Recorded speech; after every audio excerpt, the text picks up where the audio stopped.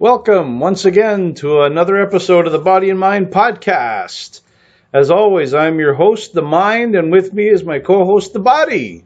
Body, welcome to the show. Glad to be back. It's been a while, and my favorite time of the year is around the corner. Would that be Easter? Close. Christmas? Closer. Thanksgiving?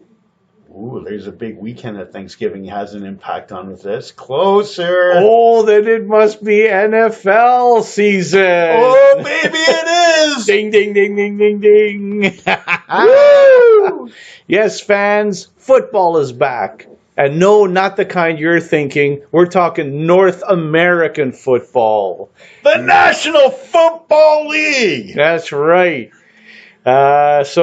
Today is our 2018 NFL preview show. No team will be spared. Every team in the NFL, how many are there? 30? 32? 32. 32. All 32 teams will be, I don't know, maybe we'll only do 30. We'll skip 2. All 32 teams will feel our wrath as we preview their upcoming shortcomings for this season. Even our favorite teams will feel our wrath. Or are they ever going to feel some serious wrath? Looking at you, Cincinnati. So, let's get to the show. For the Raiders, yeah, you'll feel it. Sign Khalil Mack. I think we know where we're going with the Raiders there. Right. But we're going to get to them and Mr. Mack soon enough. But right now, the return of the Mac. The return of the Mac. Hey. Big Mac. Yes, sir. What would you like? I would like a Big Mac, please. And a side of Big Mac. Yes. And maybe for dessert, a Big Mac. So let's start our preview in the National Football Conference, the NFC East. So let's start in the NFC. We're starting with the East. In case you've forgotten, the East features powerhouses like Dallas, the Giants, your Super Bowl champion Philadelphia Eagles, and Washington Redskins. So let's start with Dallas. So for the Cowboys, America's team. Dak, who are you going to throw to? And who's going to protect you because offensive linemen are out. So you're lacking blocking, you're lacking anyone to throw to. Ooh, good luck with that. So not having great faith in the Cowboys? Not early on anyways. So I guess their biggest number one receiver now that they got rid of Des Bryant is Alan Hearns. Yes. Formerly of Jacksonville. Or is it Cole Beasley? Ooh. Or is it just whoever they throw to? How about Terrence Williams? Or could it be leftover? Or could it be Zeke out of the backfield with the pass rush coming? Ooh, he might have to be. Yeah, he might have to be. So is it going to be a rough year for Dak and company? Yeah, I think so. Yeah. Defense, any joy there? Defense, I think, will be decent. Yeah. But I don't know if you can hold everyone under 15 every week, judging by what I'm looking at with the offense. All right. So not a lot of hope for the Cowboys.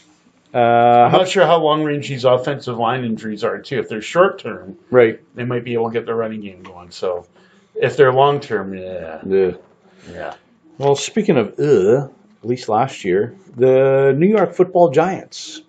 Last year, they were kind of like painful to watch. Every week we roasted, who was that clown? Was it McAdoo? McAdoo. Oh, we just roasted that guy. Did we ever? We roasted his facial hair. We roasted his play calling. We roasted the porn star mustache. That porn star mustache. Just absolutely roasted that piece of trash. Yeah, I'm going to miss roasting him. He was an awful, awful coach. Oh, that guy was just sickeningly ridiculous. Yeah, that was pretty... No fashion sense either. No sense. No sense. No football sense, no fashion sense. He had a cheap 80s porn-style mustache. But that era is over. Oh! This is a bold new era, a bold new year. And is it going to be all Saquon all the time? It's going to be quite a bit of Saquon, quite a bit of the time, because at 5 years, $95 million a year, you better get a little bit of Odell Beckham Jr. in there, too. Odell got paid. Is Odell happy? He's got cheddar. You got cheddar. You got some cheddar, boy. Walking the cheddar. He's happy. Oh, is he happy? So he's got the fortune, and now Is he going to get the fame? Oh, he's got the fame. Is he going to live up to the fame? Is he going to live up to the fame? Let's see. Do you think he will? Somewhat, yeah. What about Saquon? Is he going to live up to the hype? Could be interesting. I think he's going to be really good. I'm not sure if he's a straight ahead enough runner, but he's strong enough. I think he'll be a really good back. Yeah, with Saquon and Beckham and Jonathan Stewart backing up Saquon. Yeah, that's actually a pretty good move. That is. They haven't had a good two-man running back team in years. And actually, and I think you really need it because college players hit the wall, and Barkley seemed like he hit the wall just in college last year, because you could use him in kick returns, receiving out of the backfield, running.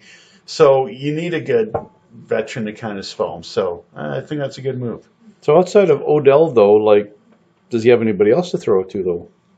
Well, they got Shepard. They got the tight end there. That escapes right now. Oh, yeah, Evan Ingram. Evan Ingram. Yeah. No, so maybe he'll do better. Yeah, you're right. That's a good one. So Sterling Shepard's all right. He's not great. Yeah. I think he's overrated. He's better as a slot receiver. But, I mean, if you get anything out of Ingram, Beckham, Barkley, and they improve their offensive line a bit. Will Hernandez, I think, is going to be an awesome draft pick at guard. Has a mean streak. They signed Nate Solder from the Patriots. They overpaid him, but he'll give him consistency on the left side. Yeah. And Eric Flowers, who they signed to a big contract last year to play left tackle, they moved him to the right side this year. He was an epic disaster on the left, but I think he can be adequate on the right. Right. So if you take and you have a better offensive mind now in Pat Shurmur there. You mean you have a offensive mind there now? You have a competent mind. So I think my Madden NFL knowledge was more offensive-minded last year than anything they had. I agree with that. So now you have better coaching, a better offensive line, better running backs, a little bit of everything. Should improve that offense. I don't think it'll be explosive late in scoreboards. Maybe they'll have the odd week like that. But it won't be the epic disaster it was last year. I think it'll be a solid NFL offense. And the defense? Improvements there? I think they've made some improvements in the defense. Defense is going to be interesting because they're going to a 3-4 this year. But I think, one of the things that worries me when you go from a 4-3 to a 3-4 is you need a pretty big line for a 3-4. It's usually, I think, hard to adjust. But they have decent talent to adjust to a 3-4. I don't think it's going to be excellent. Their secondary, I think, can be decent. And that.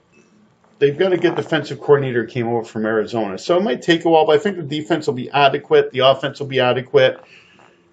It's hard not to improve on the epic disaster was last year. I see this team around 500, which might not be what Giant fans want to see, but after last year, I think they'll take it. Yeah. And who knows? If they exceed expectations, maybe they make a run for a playoff spot. Okay. Next, how about the Super Bowl champs, Philadelphia Eagles? Wanted any living QB available? Pretty much, yeah. I don't think Wentz is going to be back till at least October. He's still not participating in contact drills, so that's a massive loss right there. Nick Foles has been banged up, and even if when he's played, he's more like the epic disaster Mick Foles from the regular season, who used to play with the Rams, than he has Nick Foles, the playoff hero, so far in the preseason. So I don't know. Which Mick Foles are you going to get early? If you get the good Mick Foles, I'll hold them over until they get Wentz. If they get the epic disaster Mick Foles, they just got to try as best they can to stay in there until Wentz is back, because this is a really good all-around team. For CFL fans, this almost sounds like it could be the good Kevin Glenn or the bad Kevin Glenn. Yes. Good Nick Foles, bad Nick Foles. Exactly. But at least they've seen good Nick Foles in the playoffs. I don't know if you've ever really seen good Kevin Glenn in the playoffs. That's yeah. Snap, yeah. Man. He's good until about 5 minutes to go in the game, and then boom, here come the interceptions. Yeah, it's money time. Well, Jay Ajayi. So they got him late last season. Yes. Do you think he's ready to be a full-time number one running back? Well, he's ready enough, and they have Darren Sproles is back, and they have Smallwood, and they got backs. They're fine. So obviously Zach Ertz will will be a big focus of the offense. And they drafted a good tight end as well. Right. The Dallas Goedert? Yes. So a tight end, they're pretty happy. So I guess they're going to need it because, quite frankly, I see Alshon Jeffrey as one of their receivers. And to me, he's just been an epic fail pretty much his whole career. So he didn't play too bad when Wentz was in the lineup last year because Wentz could throw those jump balls, and he's good at that.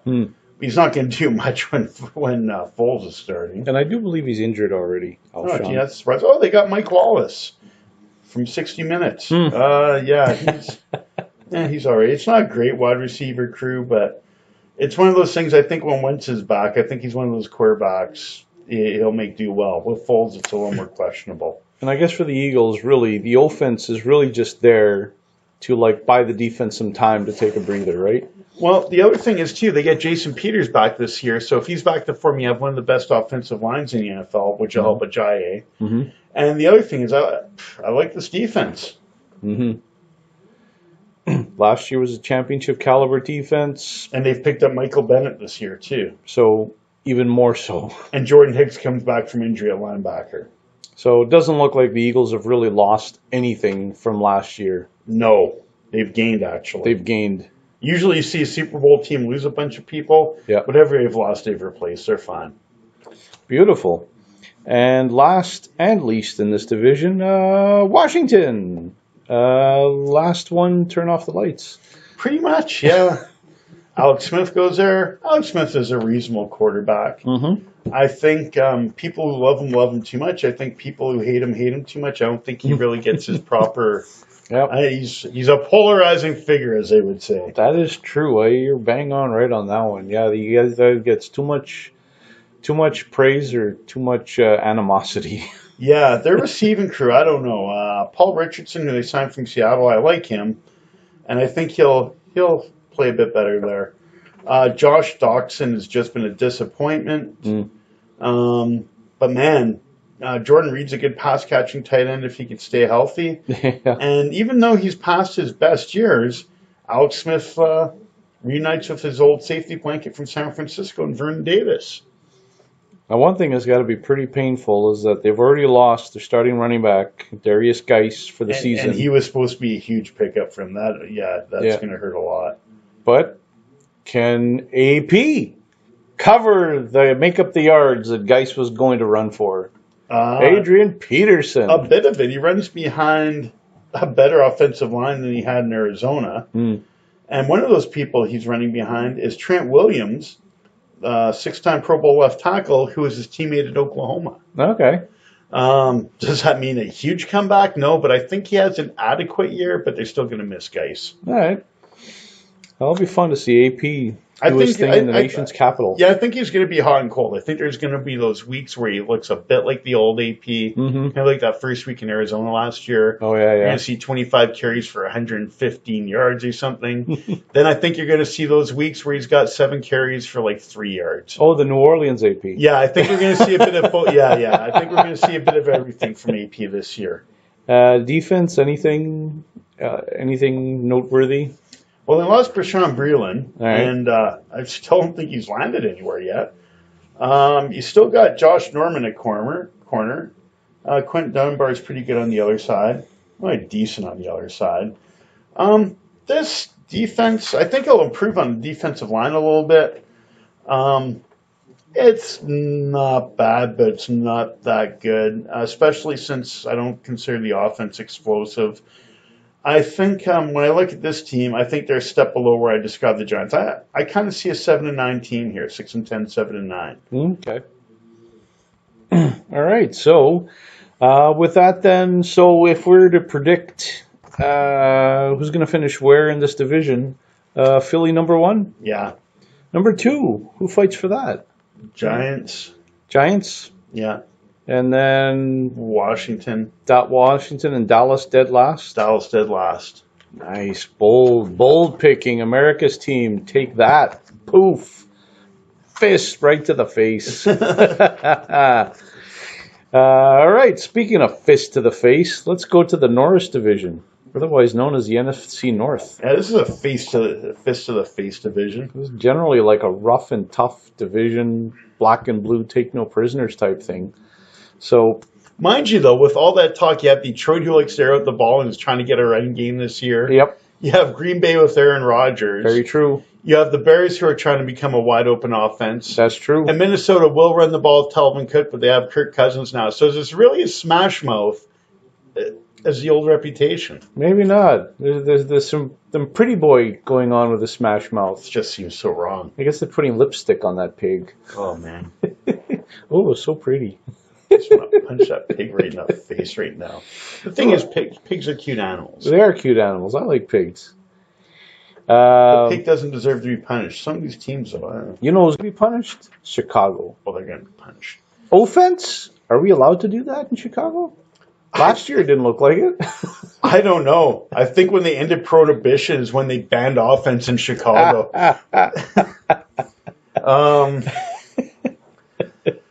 This offense should improve this year. How can't it? John Fox is gone. We talked about last year when he took football back to the Stone Age, specifically like to the age of the Flintstones. Yeah, you could have had Twinkle Toes Flintstone out there running for him. Well, he could have. But I'm still not sold on Trubisky. This offense will be better, but that's not saying anything. Might be. I'm curious to see how this offense turns out. Is Nagy kind of like the new Sean McVay, and he opens it up, and Trubisky reaches his potential, and the Bears are actually explosive?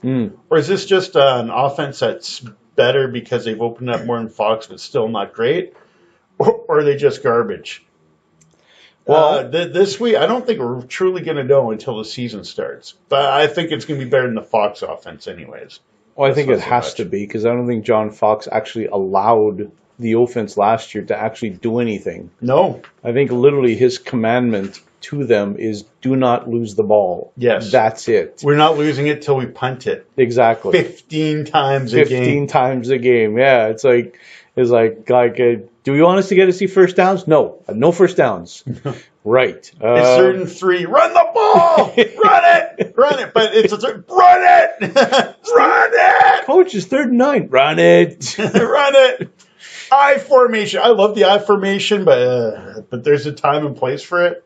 Yeah, after you use it the 20th time in a row, maybe switch to a pro set once in a while. Well, just for maybe fun. throw it a third receiver and spread it out a bit. Whoa. Oh! Slow down there, high roller. Hey, Slow down. Let's not throw the John Foxer into... crazy here, man. I'm going to spike my water. Oh, look at you go there. Oh, if John Fox is one of our 6 listeners, he's having a heart attack right now. He said third receiver and spread formation.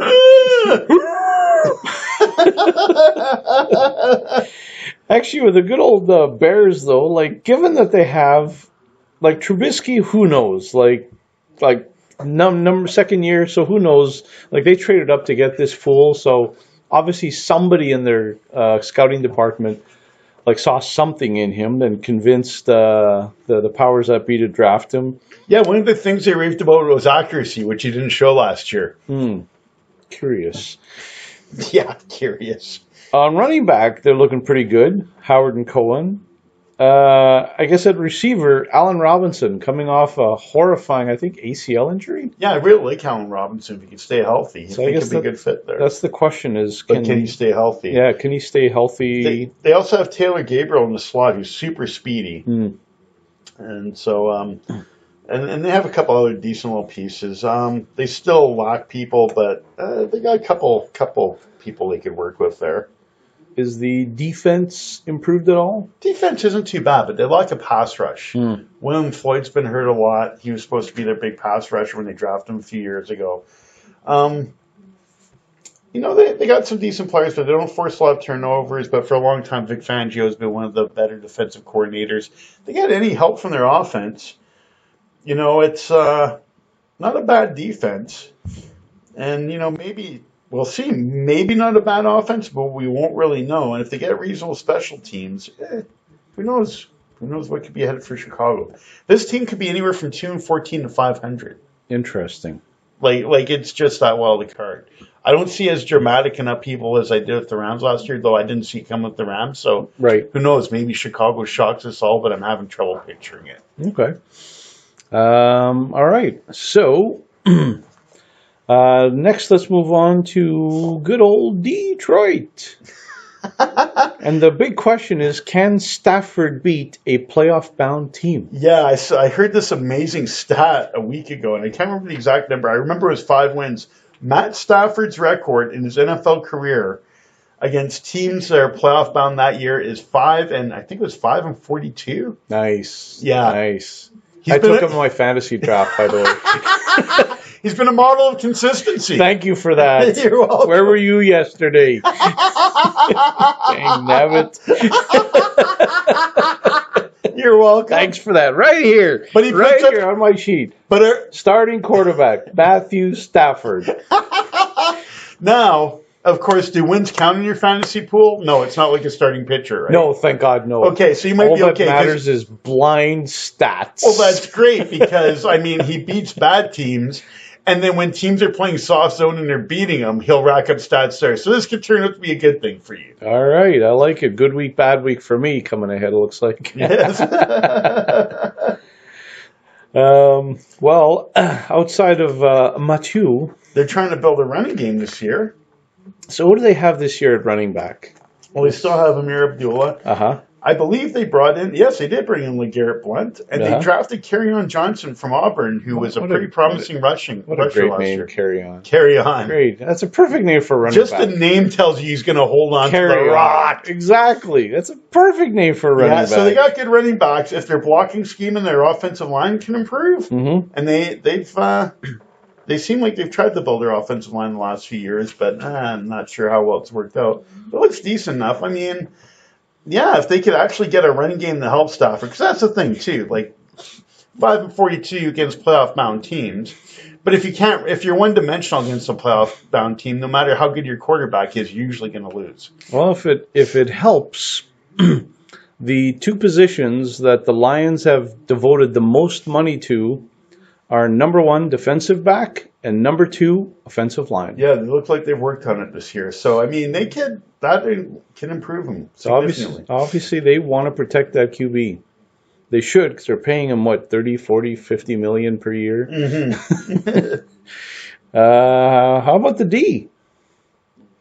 It's going to be interesting. It's for years been a 4-3 defense. And I'm not sure if this is going to be a 3-4 or 4-3 or nickel. Because Matt Patricia, an old Belichick disciple, takes over. So it's going to be more weekly game plan specific, but it's much different personnel than he's had in New England. And always talent there. Well, we'll see how it fits there for him. Yeah, I don't know. This is going to be interesting because it's going to be more 4 linebacker looks at times. I'm not sure about their linebackers. They're good in the secondary. A lot of it's going to be how's the front 7 gelling, how's everyone gelling in the Patricia system. Yeah, that's the interesting part to bring up. You totally forgotten. Yeah, new coach, Patricia, first time actually being a head coach. Any sense of how a rocket scientist can do? And literally a rocket scientist who looks like a football coach, big gruff guy with a beard. Yeah, I've always liked him. Yeah, we're not talking nonsense. He literally is an actual rocket scientist. Yeah. He doesn't look like it. Well, he kind of does. He looks like a biker, actually. Yeah, actually, yeah. I don't know. I've wanted to see how he'd be as a head coach for years. So yeah, it's going to be interesting. I think he'll turn out to be pretty good, actually. All right. Well, he learned under the master. Yes. Speaking of the master, or should I say demigod, Green Bay. Oh, yes. They have a fellow there, Roger something. This team goes as far as he does. Plainly, clearly. Is this the Patriots light? We have basically a superstar QB with now a superstar tight end, and then just sprinkling with a bunch of receivers. I don't know, because I've seen the Patriots win games without Brady. I haven't seen that Packers do jack without Rodgers. That's what I'm saying. They're light. Jack. It's not the full-bodied, flavored... full-bodied experience. of the Patriots. This is the light version. There's less calories in this. Man, with Rodgers, they're a legit Super Bowl contender. Without him, they're a legit number 1 pick overall like consideration. And the thing is, he has a reasonable team around him. Uh-huh. But oh man, just the excuses this team has had for backup quarterbacks around again. The funny thing is, just last week, and being a Raider fan, I didn't catch much of the game, Mm-hmm. but the big complaint Gruden and Raider fans had was, and just anyone covering the Raiders, was they need a legit backup quarterback behind Carr. Mm. And it's kind of interesting because it's like the mirror image in Green Bay where you have Deshaun Kaiser and Hundley. It was like two teams which, if either one of their starters goes down, they're dead in the water. Oh yeah, Just completely dead in the water. yeah. These are not life preservers. These are anchors. No, I'm not big on the Packers receivers. I think their running by committee is okay. I like their defense a bit better. It's a reasonable team with Rodgers there. They're a contender, but man, and if they had a reasonable backup quarterback, they're a solid team, Mm-hmm. but not a championship contender. And with the backups they have, they're just garbage if he goes down because the backups are that bad. And you did mention that you did like the moves they've made on defense this year. You do think the defense will be improved and Yeah. actually capable this year. Yeah, I don't think it'll be a great defense, but it'll be capable. I think they've built up depth on the line. They've drafted well in the secondary. And I like them bringing in Mike Penton to run a more man-to-man, pressure-oriented defense. Dom Capers is there for years, and he was playing quite a bit of man-to-man when I watched him play, but he's a proprietor of the big zone blitz scheme, and I noticed guys like Capers and Dick LeBeau, who's a Hall of Famer, great coaches. The zone blitz is a great scheme, and there's place for it once in a while, but really, that zone blitz scheme isn't what it was anymore because everyone's seen it now. Yeah. Yeah, I'm more a fan of your traditional kind of defense, and Penton's from the Rex run, which isn't traditional. It's more pressure, but it's not zone blitz. You're locking up on a man more or less. So I think that's going to work out better. I see a decent defense here. All right. I like it. So, last in the NFC North, we got the Vikings. Is this the return of the dream team? Man, if there's no crazy injuries, because you never know in the NFL. Yep. But man, if they stay relatively healthy, this could be the best team in the league. They have 80 million reasons to be the best offense in the league. Well, we'll say this right now. I'm going to say this right now. And I hate to say this. Uh-huh. The big question, well, mind you, pro and con, Kirk Cousins. You know, I think, is he better than Case Keenum will be in a big game? Because Cousins has not played well in big games in Washington. But look at the supporting cast. Is that Kirk Cousins in big games, or is that Kirk Cousins with inferior talent in big games? Right. So I think we're going to find out this year, as long as, he stays healthy, nothing crazy happens. I'm hoping he pulls through, and I have a vested interest in this, not betting-wise or anything, but you remember a few years, was it the 2012 draft now? Mm-hmm. Because I remember we talked about Andrew Luck and RG3 that draft. Right. I was like, I didn't know what to make of RG3. Yeah. I thought he's going to be extremely good or extremely bad. Mm-hmm. Well, he's extremely good the first year, got hurt, then he was extremely bad. Who knew I'd be right on both? Right. I remember you were concerned that Andrew Luck wouldn't live up to the hype. Yeah. And while some people say he has, I would say you're right. The guy still throws too many interceptions. So you pretty much nailed it. Yeah, and Andrew Luck is just his own worst enemy. Like, Andrew, fall down. Yeah, but the thing I remember mentioning in that conversation, and you might remember this when I bring it up, there was two quarterbacks I was really high on. I never thought would get a chance in the NFL. Yep. But I said if they ever got a chance to play, look out for these two guys. They might be two of the best in the class. One was Kirk Cousins. The other was Russell Wilson. Yep. So if Cousins can have the big year, check. I might be working at the wrong job. In a year where everyone's Andrew Luck and RG3, I was a big Russell Wilson, Kirk Cousins guy. Mm-hmm. Unfortunately, wasn't on podcast or anything, but yeah, you could vouch for it. I was actually saying it at a time when neither guy looked like they're going to play. I'm vouching. This is me vouching. Vouch. Done. Vouch. I vouch. This is authentic. So yeah, well, Kirk Cousins, like, he's been plying his trade in Washington, but now he gets the big spotlight on a Super Bowl contending team, and they just paid him $80 million guaranteed contract to basically lead him to the promised land. I guess the question is, Dalvin Cook is back from a horrifying injury. So yeah, I don't know if he'll be back to full form, but he'll still be good, and I think he'll be their top back. There might be still a bit of committee work behind him because first year from a tragic injury like that. Yeah. I don't know what type of workload, but that'll improve the backfield. Yeah. Nonetheless. Wide receivers seem to have a good grouping with Thielen, Diggs, Randolph or Kendall Wright. Yeah, and you got the tight end there. Mm-hmm. Yeah. Yep, Kyle Rudolph. Yeah, Rudolph, I call him Randolph. Yeah, Randolph. Sorry. Yeah. We're going to call him Randolph from now on. Yeah, we're rebelling. Yeah, forget that. It's your name now, Kyle. Deal with it. But he's a really underrated tight end. So underrated, I got his name wrong a minute ago. The ultimate underrated tight end. Can't even remember his name. Randolph, Rudolph, who cares? What the heck? He's open. You know what? Your name is Kevin Randolph now. Kevin Randolph. Was that a UFC fighter back in the day? I think so. So brother with blonde hair. Kind of like the natural Butch Reed look. Oh, I like that look. So we already know that the Vikings defense is just all world. Mm-hmm. Especially at home. Yeah, so on the road, you still have concerns? Very good. I think, well, this is a case of even a lot of great defense. I think they're a very good defense on the road and amazing at home. So basically, they're essentially hoping that the offense can give them a bit more juice to put them over the edge. It looks like we may get this with his Cousins deal. Man, if they do, like, potential is always an iffy things, and things look too good to be true. But if they could play up the form, this might be a team coming out blowing out teams, especially at home. Beautiful. So you might be seeing some 40-14 classics going on in Minnesota this year. Yeah, we're going back to the Brett Favre era. Oh yeah, I think that could be that kind of year for them. That would be fun. All right. So in the NFC North, there's your punch in the face. Minnesota punching everyone in the face who comes to Minnesota every week. That's right. And then even handing out a few punches in the face when they go out on the road. Sounds like a few kicks to the groin too while they're at it. The Rochambeau!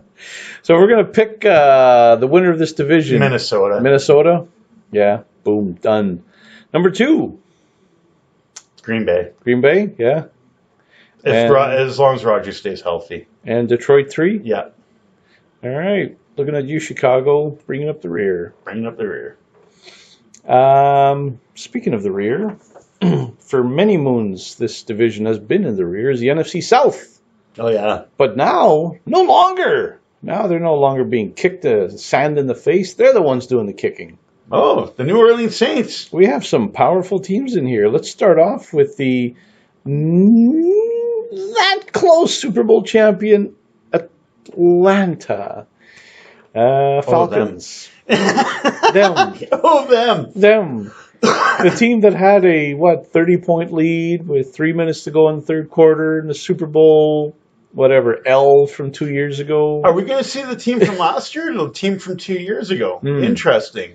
I think now it's Sarkisian's second year as offensive coordinator. I don't think they'll be as good as 2 years ago on offense, but they'll be better than last year because at least you're a year removed away from all that craziness. No, I think you got a pretty good team in Atlanta. Their defense is reasonable. The offense, I think, will be better than last year. All right. I think it was disappointing, but not as good as 2 years ago. They gotta resolve their red zone issues in that, and Julio Jones has to be more productive. Yeah, well, last year he had tons of yards. He just couldn't get any touchdowns. No, and they got to find a way to get him in the end zone. I think he had 1,500 yards in receiving and 3 touchdowns. Sounds about right. Yeah, it's just so wrong. So I know a lot of people have been criticizing Sarkisian there that they had a great offense with Shanahan and now it fell apart with him. But could this be a case where that was just year number 1? And I think to get used to a new offensive coordinator, and this year the offense is going to pick it up. Well, I have a theory on that, and there's a couple parts to it. I don't know if he's going to run more of his offense this year, because you got to run the offense. There's 2 ways to coach. There's some guys who are flexible and adapt to their talent, which I think the way most coaches should be.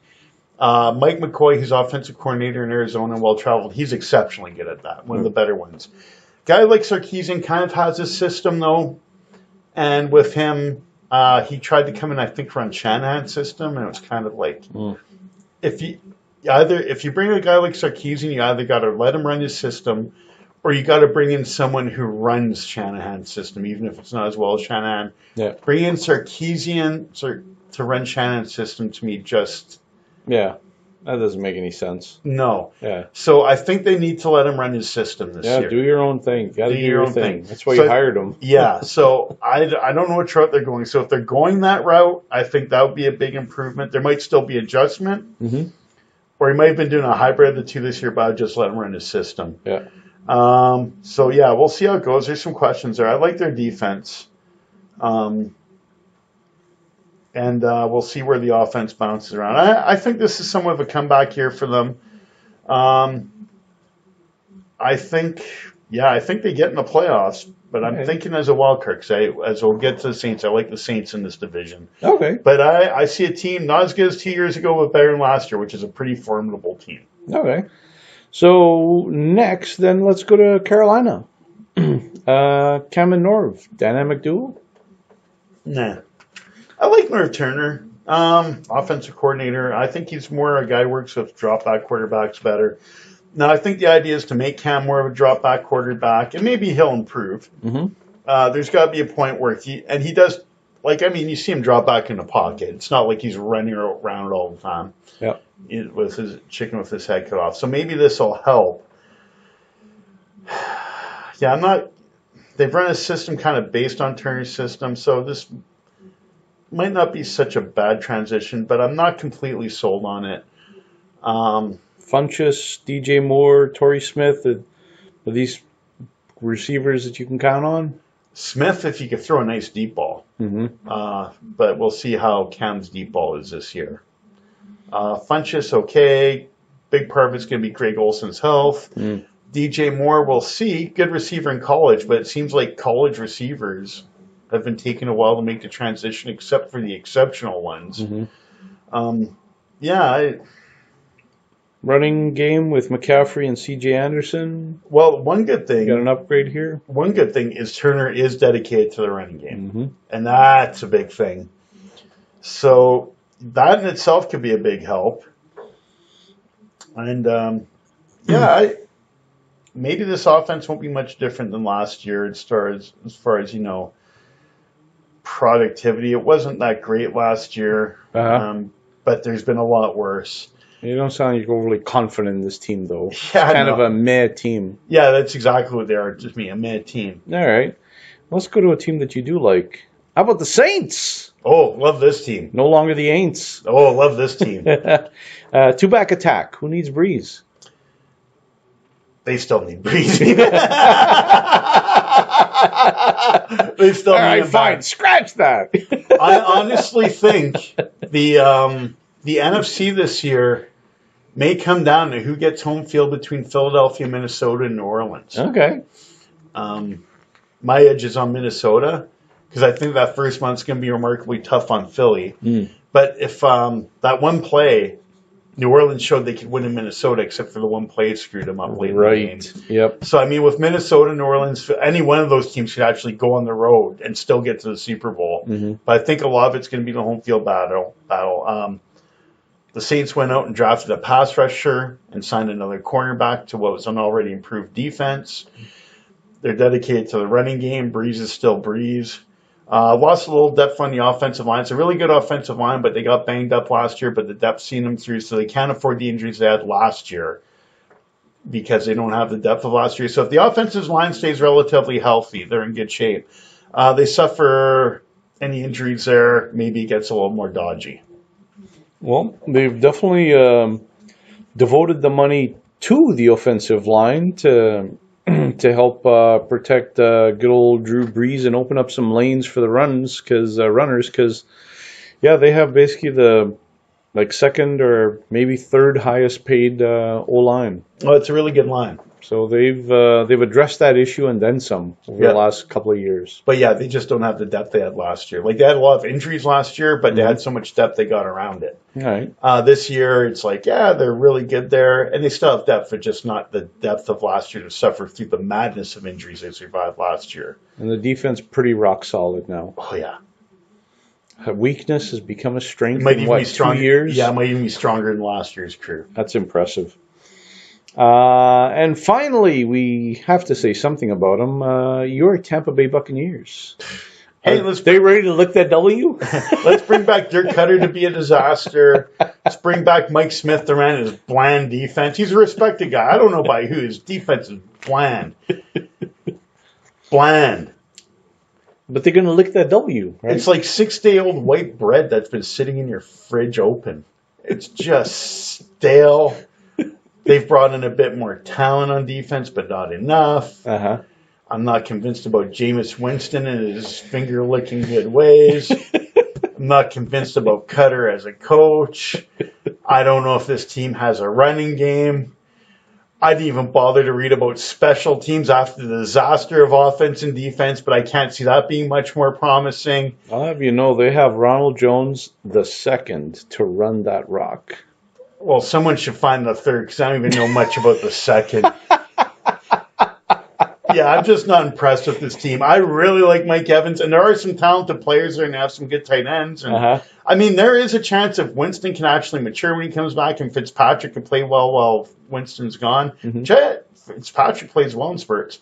This team could surprise, but it would be a surprise if they surprised. I would buy it more if they had different coaching staff. All right. So I think we know who our fourth place team is in this division. Yeah, it's Tampa Bay. With a vengeance. With a vengeance. And given your enthusiasm over Carolina, I'm guessing they're number 3. Yeah, I think they're going to look good some weeks. They might even be a 9-17, but there's just something about them. And given the wild cardness of the Falcons, I'm guessing they're number 2. Yes. And giving the Super Bowl victoriousness of the Saints, number 1. Super Bowl possibility of the Saints. Boom. Number 1. So there you go. That's how we think the NFC South will shape up. Yes. Ain'ts no more. Ain'ts no more.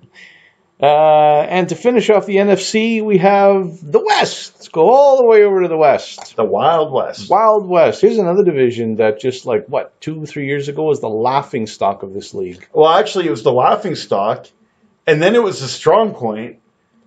Kind of. It was kind of top. You had the strong point. Well, it was top heavy. Yeah, it was top heavy because you had Seattle and Arizona. And then at the bottom. The bottom was quite the bottom. They bottomed out. Pit of despair. There was a pit, no pendulum.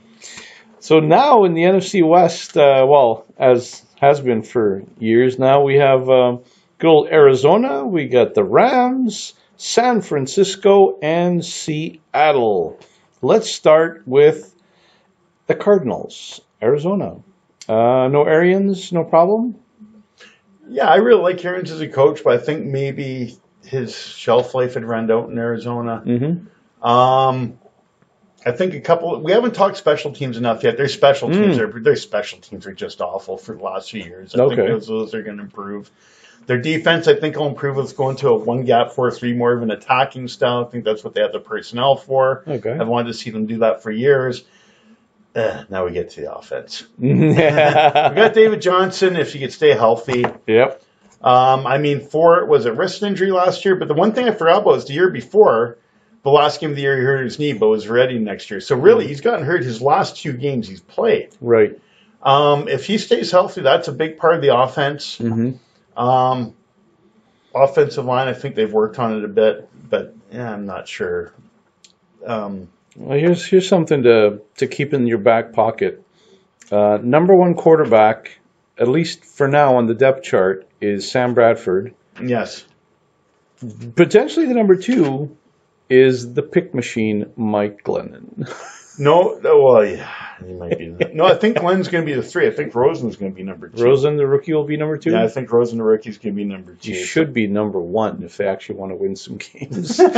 Well, no, you go with Bradford because he can win you a couple games till he gets hurt by the end of September.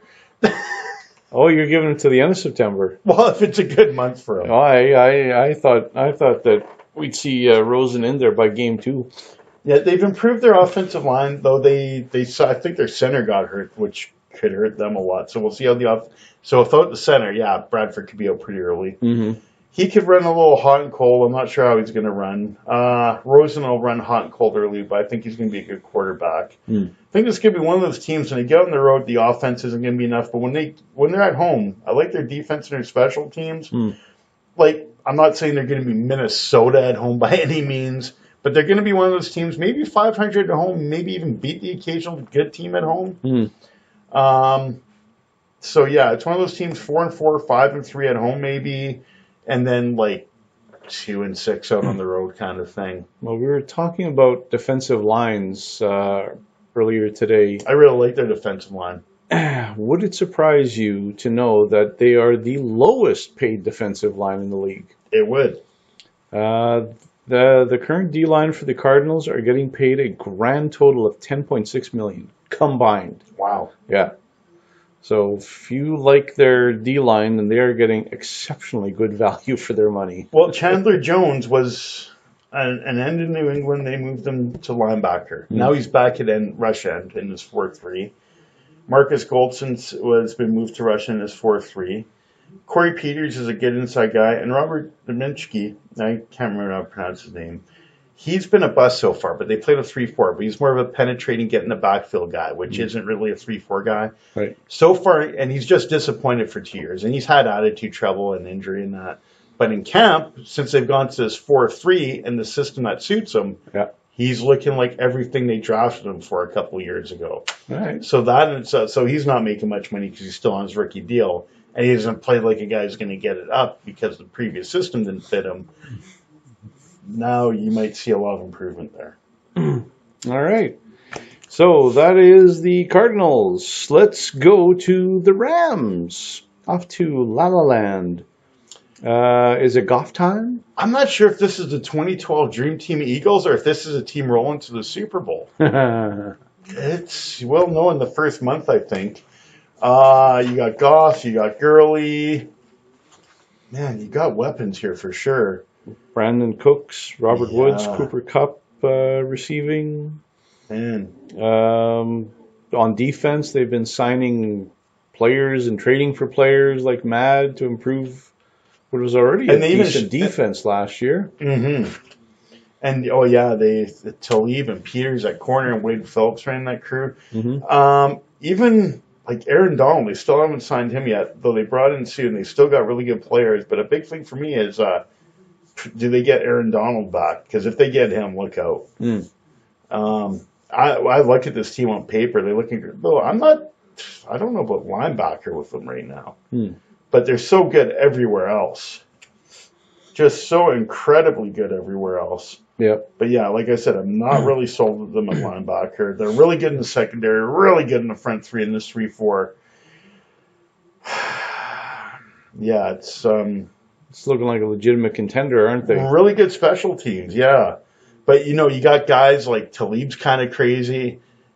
Peters is kind of crazy. Mm-hmm. Sue's kind of crazy. Which crazy is kind of good on your defense in a way. So is this defense purely dominant? Mm-hmm. Or is this a bunch of head cases that self-destruct? Right. Or if this is a team that goes 14-2 and then the head cases self-destruct if there's like some type of tension in the playoffs. Right. Pressure game. Yeah, gets pressure game. Maybe they cruise through the season. Then once the big game comes, that's when the craziness kicks. Yeah, it's going to be interesting to see how this team rocks it this year. Are they, like I said, are they 2012 Dream Team Eagles that disappointed? Yeah. Are they a team that rolls and then joins the Saints and Vikings and Philadelphia in that race? Because I overlooked them and I should have brought them up in that conversation. Yep. Or are they a team that's in that mix and once they hit a pressure situation, that's when the head cases snap? Interesting. All right. So a talented team, $1 million, a classic $1 million body with a possible 10-cent brain. Yeah. All right. So let's stick in that region of space and go to San Francisco. Given the Garoppolo's performance, I assume they're going 16-0. until they get to Minnesota and lose in week 1. He hasn't lost yet. Why would he start now? 5-0 as a starter so far. Don't worry, I'll start in 2 weeks. 16-0. 7-0 if you include the New England 2-0. Oh. And for a moment, I considered taking them, but it's just like, man, I can't go against Minnesota and Minnesota. I can't do it. I mean, they've got a chance because Garoppolo has been that good. Yep. But I mean, they're paying him what, $35 million? Isn't that his crazy contract? I can't remember. Yeah, he's even making more. He's making. I think he's the highest paid. He's the highest paid quarterback in the NFL. Jimmy GQ. Jimmy GQ. Jimmy GQ. He got paid. GQ. Jimmy GQ got paid. He's got the cheddar. Oh, he's got the cheddar, all right. So, yeah, there's a lot of hope and good feeling about the 49ers that at long last they've ended their sad sack status. What do you think of this team? Jarrett McKinnon, rookie running back? Oh, no, former Viking running back. Or former Viking, that's right. He was there, 3-4 years? Yeah, something like that. Yeah, I think he's going to be their closest to a feature guy. Yep. He'll fit really well in their system. Mm-hmm. But I don't know. They could still use a bit more depth at running back. I think they're okay at receiver. They're not great there, but actually I think they're better than people think. Pierre Garçon's back, and he's solid. Mm-hmm. Marquise Goodwin's a speedster. They've got. They also brought in Dante Pettis, second-round pick, who's a speedster, who's also a really good receiver and help on kick returns. They've got other decent depth and decent tight ends. Their offensive line should be all right. Question will be on defense. They've invested in defensive line with high draft picks the last few years, but they need a pure pass rusher. Linebacker, they're okay. They'll miss Foster, who's a really good young player due to suspension, but I think they have enough depth to get by without him. The question is going to be a secondary. I think Richard Sherman's going to be an improvement, but how healthy is he going to stay and how much depth they have around him? I think they'll be all right there. Special teams are very good.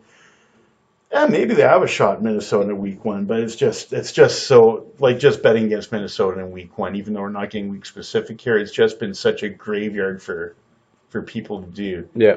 But yeah, I think they'll have a very good year. It's hard to say if they'll be up to height. That's a lot to ask for, but I think they'll have a solid year. My goodness, this sounds like blasphemy. Jimmy G tasting defeat. He's not going 16-0. He's not going to taste that W. He's not going to eat that W. Well, he is good enough to possibly win in Minnesota week 1, where I'm looking at it. But. All right. Well, a team that's done plenty of winning in the last few years, Seattle. Wilson, will he be enrolling in witness protection sometime this season? You know what? I'm looking at this team. I don't think it's going to be as bad as people think. Really? Yeah, I thought Russell Wilson is going to be running for his life for most of these games. Well, I mean, of course he will be. That's a way of life for him in Seattle. People are really good. Of course he's going to be running for his life. What else is new? But the rest of the team around him, the offense, running backs, Rashard Penny, Chris Carson, you're believing in these guys? Yeah, that's a scary thing because it's actually... Oh, and Prozice and McKissick and... I don't know. I'm sure there's 3 other guys that I'm missing here. All of them have been productive. All of them have been productive at some point in time. So just pick which guy's productive and healthy that week. I guess is the plan. Didn't they use like one game last year? Didn't they use like 4 different running backs or some ridiculous thing? Or was it 4 running backs in 4 weeks? Well, I think that's one of the reasons our agent called us during his show last week. You want to line up in the backfield for the Seahawks? Man, you know. That all of a sudden I'm kind of having second thoughts once you break down their running back field again, because I was thinking about their defense. Yeah, you're feeling good about their defense despite the players that they've been losing. Yeah, it's definitely not Legion of Boom caliber, but I think it's actually going to be reasonably decent. Okay, they might be another one of those, kind of like Arizona, where they're like very good at home because I think the defense, but when they get on the road, it'll be exposed, right? Because the offense is going to be such a question mark. Though Russell Wilson has a top 5 all-time quarterback rating on the road. Interesting. But I think that drops a bit this year. But yeah, I think their front 4, definitely not as good. They've lost a lot of really good players with Bennett and Averill and stuff like that. And Richardson. But they have Frank Clark as a young player, and he's reasonably good. They brought in a couple of former first-round picks who haven't lived up to potential, but if they can play reasonably well. And then they have good defensive tackles. And then they brought in veterans Tom Johnson from the Vikings, who's a decent veteran pass rusher, and Shamar Stephen for depth. So, yeah, it's not a great defensive line, but I think it's a reasonable defensive line. Linebacker is still strong. And the secondary, I think the corners are okay. Byron Maxwell's been a disaster in other places, but he plays that Seattle system well. Shaquille Griffin's pretty good. They have Justin Corner. And by the way, speaking of Shaquille Griffin, his younger brother at linebacker, the other Griffin, that guy is a phenomenal player. That guy. That's the guy I was raving about at University of Central Florida last year with the one arm. Mm-hmm. Or the one hand anyways. Mm-hmm. And he is an amazing athlete. I think his first preseason game, he had 9 tackles and passes knocked down, stuff like that. And yeah, he's just a phenomenal player. Wow, nice. Proven that he belongs. Oh, he'll belong. I'm predicting a Pro Bowl in his future. Nice. I like it. I think he was a later round pick too because of the one hand. But right. One, he's a freak athlete. And two, one of the things when I was watching the bowl game that they were in last year, is Scott Frost, his head coach who went to Nebraska, said he was the hardest working, best work ethic he's ever seen. And he would be staying there late watching film and that and then showing stuff in practice. He said the guy was such an inspirational hard worker. He's actually taking footage as an inspiration of Griffin with him to Nebraska in his new job to show it to people there. Nice. So this kid is a freaking machine. Love it. All right, so Defensive Rookie of the Year and future Pro Bowler. You heard it here first. So Seattle then not quite as dead as we thought, or at least the experts out there are making them out to be. Yeah, I don't make them a playoff team, but they're going to be a tough out at home, and they might surprise the occasional game on the road. I think a slightly better version of what I said about Arizona. All right. So given that, good special teams still. So if we're predicting the winner of this NFC West, still the Rams? Yeah, still the Rams. It's going to be the Rams or San Fran. I got to pick one team. I'll go with the Rams. All right, so San Fran number 2. Yeah. And number 3, we figure Arizona or Seattle? I'm going to go Seattle, but it's close out of the way. I'm going to edge Seattle. All right, edge out Seattle and Arizona. Number 4. Beautiful. And that, my friends, is the preview. Wow, we haven't got started yet. The preview of the NFC. Stick around because we're going to be doing the AFC in part 2 of our show. So thanks again for listening to the Body and Mind podcast. Don't forget to click on part 2 to get the AFC broadcast. AFC preview.